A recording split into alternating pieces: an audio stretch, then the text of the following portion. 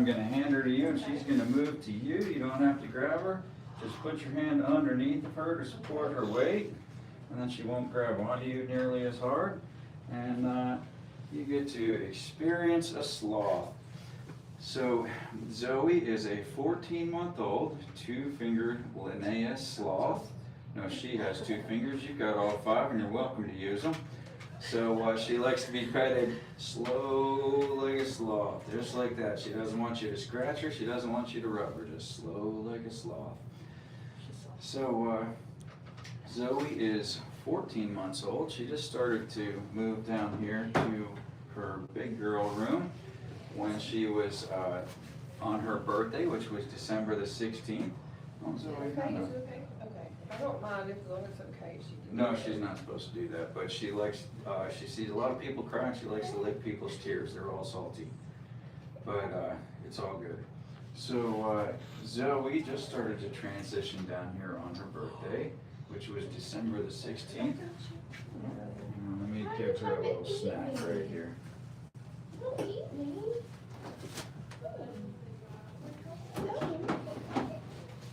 I mean, you could eat me and I probably wouldn't bite it because you're so.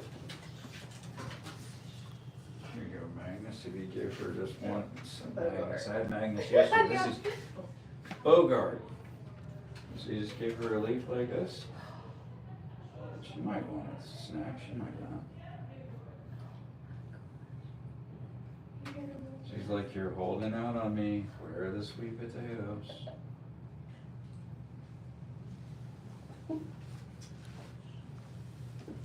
So Zoe is 14 months. She's nearly her full adult mass, but she is nowhere near her adult maturity.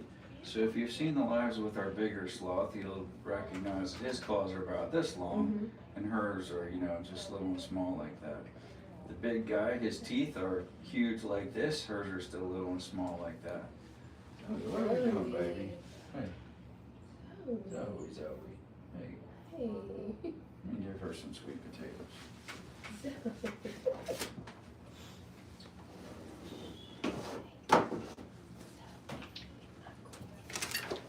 It is so cool when her little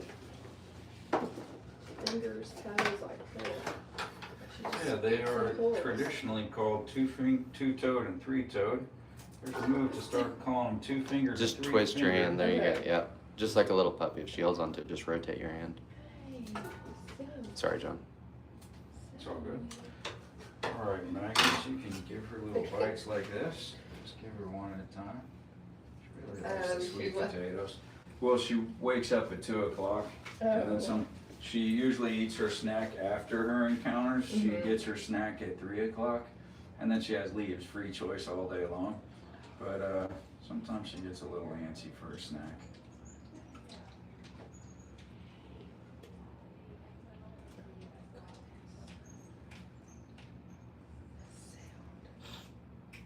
Oh. There's a big yawn. Where did the sweet potato come from? I think she hadn't quite swallowed it and kind of. Yeah, it's like gagging it. That's the cutest sound I've ever heard.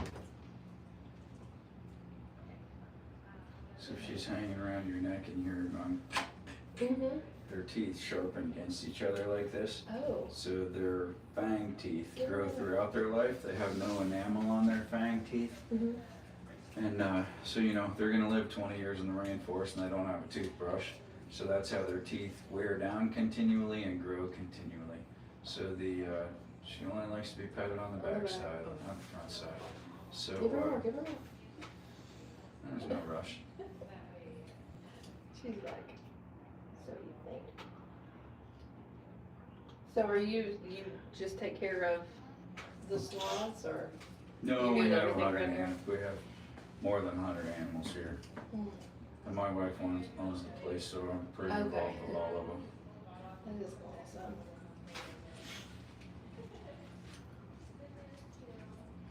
So sloths are obviously slow, famously slow. But sloths are slow in ways that you may not know that sloths are slow. So they're slow not only in their movement, they're slow in their digestion, metabolism, metabolic processes, They are slow in every single way that an animal can be slow. So their digestion, the sloths, the first studies on how slowly a sloth digests its food, they put some 3 millimeter glass beads into some sloth's food and just waited to see how long it took them to come out the other end. And that worked out to be 61 to 64 days. Oh my heavens. And no one seriously believes that's how long it takes a sloth to digest its food anymore. But these days people would just say that glass doesn't move through a sloth the way that food does. The second study was they put some durable dyes onto some various types of food that a sloth eats and just waited to see how long it took for the various colors to come through. And that was 18 to 30 days. Okay. So that's where most people would say a sloth's digestive range is now, is 18 to 30 days. But sloths eat a tremendous amount of food. They eat about 10% of their body weight every single day. So even though they are eating a tremendous amount of food, they go to the bathroom rarely. So they only go to the bathroom 3 or 4 times per month. So once in 7 to 10 days, and that is solid and liquid at the same time. They don't even tinkle between trips down the tree. So when they do eventually go to the bathroom, they are going to drop approximately 1/3 of their body mass when they go to the bathroom. So recently, I weighed her the day before she happened to go to the bathroom. She was 14.5 pounds the day before and 11.1 the morning after. So literally 1/3 of their weight.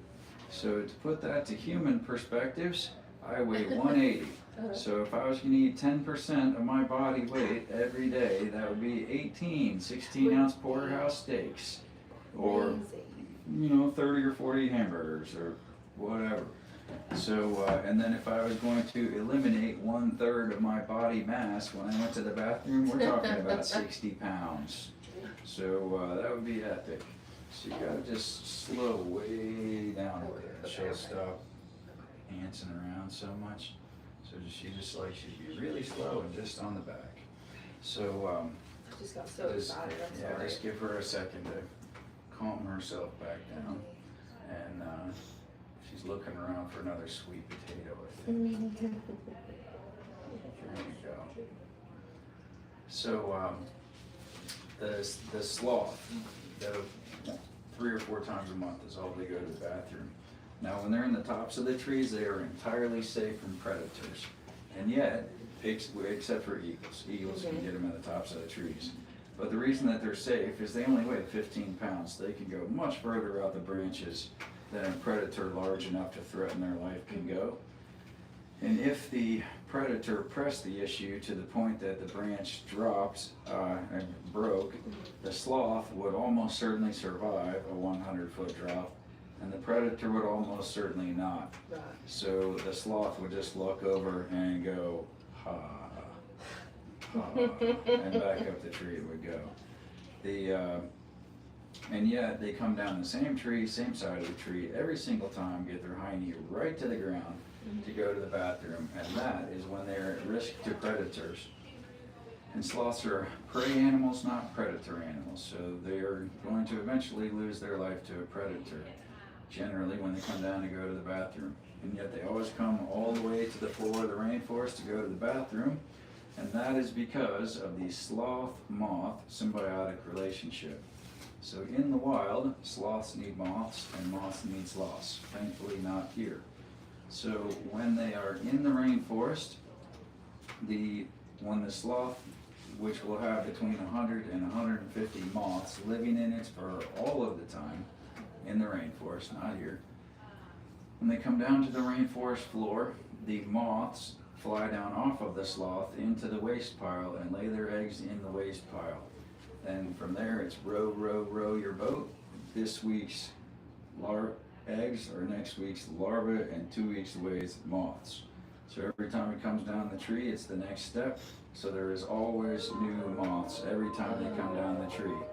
So the moths replenish when the sloth comes down, and so the sloth always has new moths on them. Hello?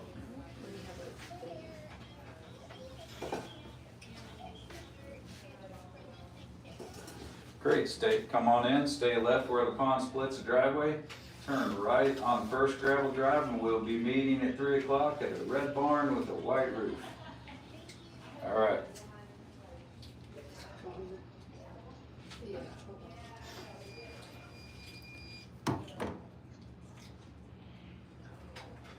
So the benefit to the moth is that the sloth is the food source and the living environment of the moths.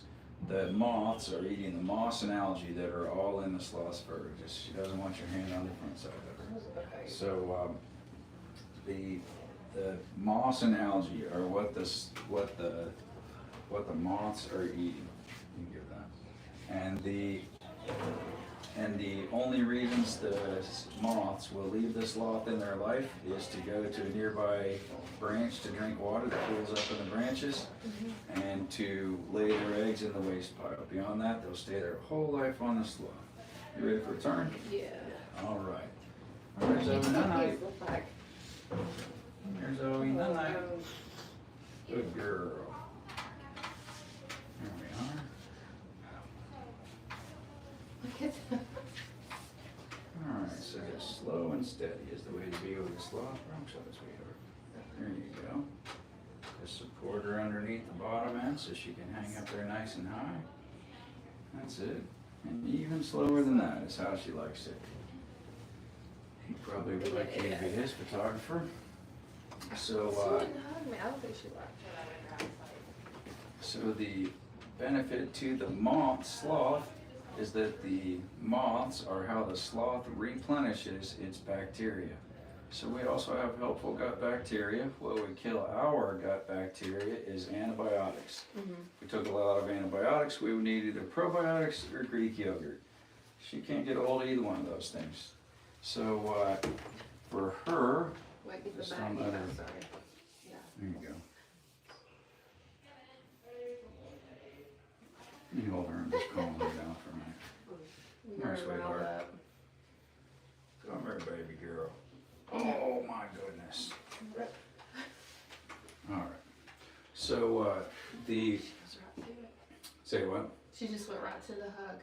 Yeah, she just has to calm down for a minute and she'll be fine. So the benefit to the sloth is that what kills its gut bacteria is cold weather. And a sloth, its energy budget is so low that it cannot maintain its body temperature. So the daytime high in the rainforest is in the upper 80s, nighttime lows in the high 60s, and the sloth's core body temperature will follow that range of temperatures. So her daytime core body temperature can be 18 degrees more than her nighttime core body temperature. So this is how you pet her right here, buddy. Just this slow. So what kills the sloth's gut bacteria is cold temperature, and what replenishes their gut bacteria is grooming themselves, and as they do, they lick up some of the waste of the moths. So they lick up not only the moths themselves, which is a small amount of protein, but they lick up some of the waste of the moths, and that is how they replenish their gut bacteria. And it is a proven fact that without the, there you go, sweetheart, that without the moths, the sloth will die of starvation. All right, so if you just be still with her for a minute there, she will calm right down. That's it.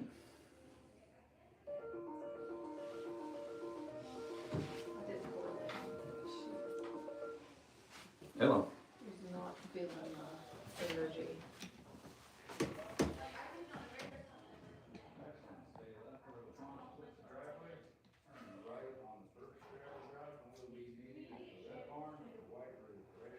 How's it feel? What do you think? It's pretty amazing.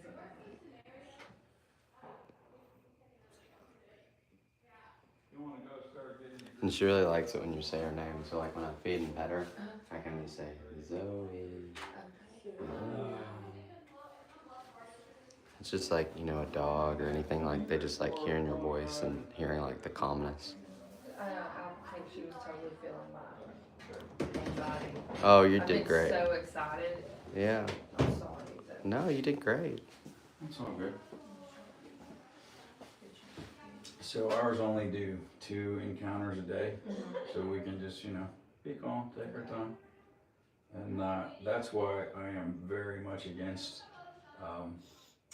well, I hate to say I'm against anyone. I'm a Christian person, I love everyone, but I'm against the practice of putting sloths into encounters all day, every day. You know, I just don't think it's the best thing for them. right. So here, each sloth does a total of 2 encounters a day, and it really makes it pretty easy on them. So if you watch her, she generally will have her eyes just lightly closed like this, and that's focusing in on her smell and her hearing. Because her vision is horrible, the structure of their eyes is rod monochromacy, meaning all rod cells, no cone cells, so no color vision, chromatic vision. So even in this low level of light that we have in here, she's seeing shapes and shadows. She can't see the difference between me and you, but she can smell me out of a group of 500 people.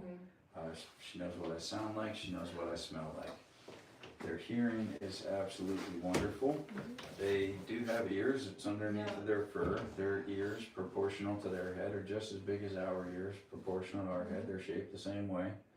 They don't have a lobe on them, but they're shaped like our ears are. And John, yeah, real so quick, if you listen real close. do you want them to blow out the barn while they're holding it? No. That's what I thought. So if you listen real close, she's breathing like this.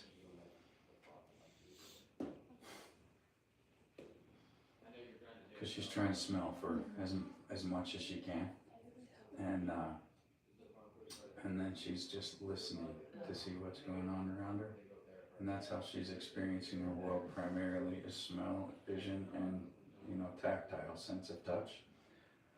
So that's part of why she likes to get right up to you. She'll lay her neck right into your, she'll lay her ear right into your neck and like feel the vibrations of your voice while you're talking. And yeah, she just likes to be chill. That's her primary goal in life, is to be as chill as possible. This is the cutest thing ever. Yeah. Now, before I had this sloth, I did not know that sloths could be playful.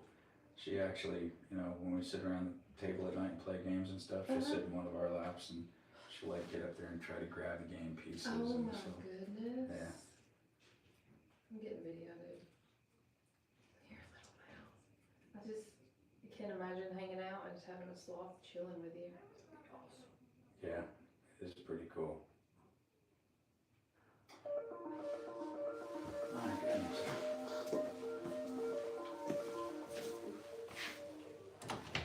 Hello?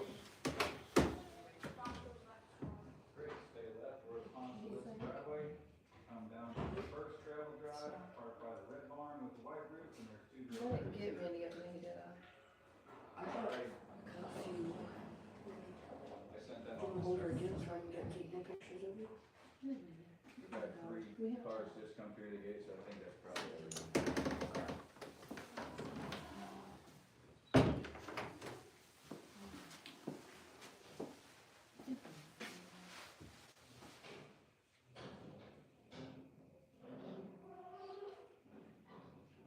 So if you talk a little bit, she'll put her neck right up to your, see, her ear is right here, and she'll put her ear right up against your neck and be like, seeing what sound you're making.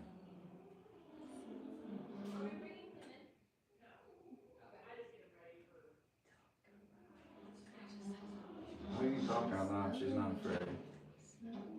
I'm a pretty loud guy and she's around me all the time. Noises, like somebody dragging that trash can out there, startle her, but voices don't startle her at all. What's your favorite animal out of this entire? Abu the camel is my favorite animal. He's cute and sort of dorky, and he thinks he's my watchdog. So when I go out to collect emu eggs in the morning, the emus chase me and the boo chases the emus. Oh, I like that. If you look back, I don't know, probably 3 weeks or so in Facebook and TikTok and stuff, there's a picture of a boo running around the field with me, and he's like a Great Dane puppy that hasn't figured out his feet yet. I mean, he's 15 years old, but he's just bouncing around, just full of endless energy, and just bouncing around like a puppy. And I have a lot of field trip groups that come out here, and he'll stand there and give kisses to 100 kids in a Oh row. my goodness. Whoever wants to give Boo Boo a kiss will just patiently stand there and do 100 kids in a row kiss, like top of his nose, not slobbering on their face. And you know, they say you should never be on the ground next to a camel because instinctively they'll come down on top of you. But if I lay down in the field, he'll come out and snuggle me up. Really? He's pretty cute. I'll ask my principal to let us have a field trip. How far away are you? Oh, LJ. Oh yeah, we've had groups from further than that here. And I think why field trip people love it, in addition to the fact that, you know, all 40 or 50 breeds of animals here, see them, touch them, pet them, hold them, is when they come here for a field trip, they're the only group that's here. So you're not trying to sort your kids out from 10 other groups at the zoo. And yeah, there she is. Getting a good listen to you. Cutest little thing. She likes to smell you, she likes to experience you. Except for me. She does, it's just, you just gotta be slow with a sloth.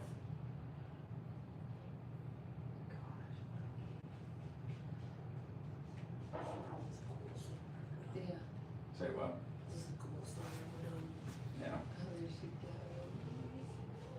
My these two experiences we've had today, top 5 things I've done. Yeah. What did you do first? We rode horses. Oh, cool. Which horse did you ride? Trip. Trip. So I have ridden thousands of horses in my life, and Trip is in my all-time top 10.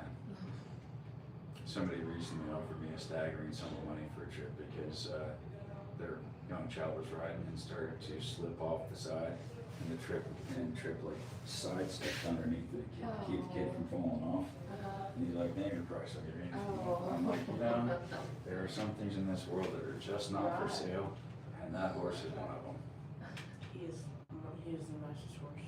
If I ride him, it's full on cowboy mode. You know, he'll go like his hair's on fire across the field, and you better be hanging on. You hit a left, you're going 90 to the left, 90 to the right at top speed.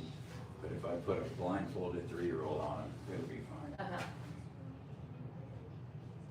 Just looking around. So he's not, you know, his personality is what, he's not any special horse. I just love him. Yeah. Yeah, he did good, and he was like, he had never been on a horse before. When I was able to control him. Yeah, that's our goal here on the 45-minute ride, is that you will actually control the horse, not just sit on a horse that happens to be walking. That's why none of my horses will ever do nose to tail. That's not riding a horse. That's sitting on a horse that happens to be walking, but that's not riding a horse, you know? She knows to tail. If you go to trail rides, most places, there's a path that the horse is gonna walk on. It's gonna follow the horse in front of it, and it's not going to do anything else except follow the horse in front of it, no matter what you as a rider do. Mine are gonna do what you tell them to do. But the downside to that is, you know, when we go out on the 60-minute ride, when they're inside of a round pen, they know walk and trot is all they're allowed to do. When they're outside of the round pen, cowboy up, baby. Yeah. Yeah. If you are, I was riding, I guess it's been a while now, but I was riding with a cowboy from Brazil that hadn't been on a horse in 5 years. And he's out there, yippa, yippa, and me and him are just tearing across the fields like, you know, I mean, we're just absolutely getting it. And it was a lot of fun. Did you get to like meet people from around the world like over here? Oh, people come here from everywhere. I think last year we had 42 or 43 states and 20-some countries that came to the farm. That'd be And awesome. already this year, it's only February, and we've had people from as far north as Manitoba, Canada, as far south as Queensland, Australia, and inside of the states, we've literally had all the way from Alaska to Miami, and from Maine to San Francisco. Awesome field trip. I don't know about seventh graders though. Y'all are I- insane. No, I have groups come here all the way from preschool to retirement home. Okay. We had Lee University's freshman orientation had kids out here Oh, that's a good not idea. too long ago.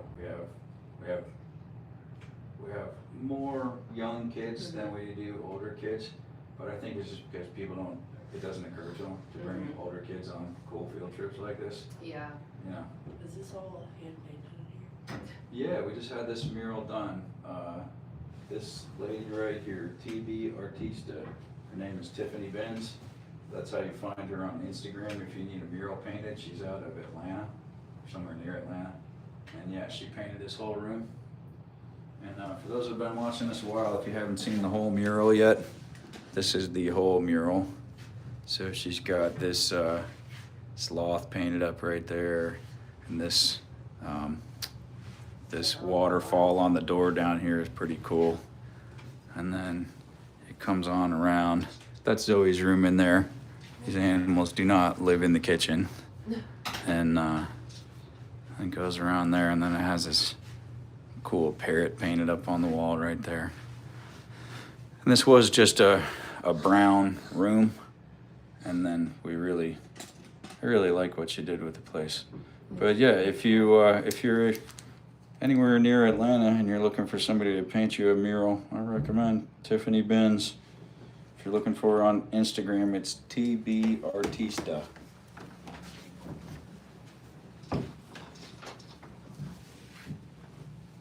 Is it too late for me to try her No, chocolate it's fine. again? Are you okay with that? Good night, Zoe. Sorry. Hey, sweetheart. Good night. Baby. She's just going back to take a nap after this. She's not in a rush. My girl's up there at the top and stuff, the farm tour without us. There you go. Just slow and steady wins the race with a sloth. Oh, there she goes. There you are.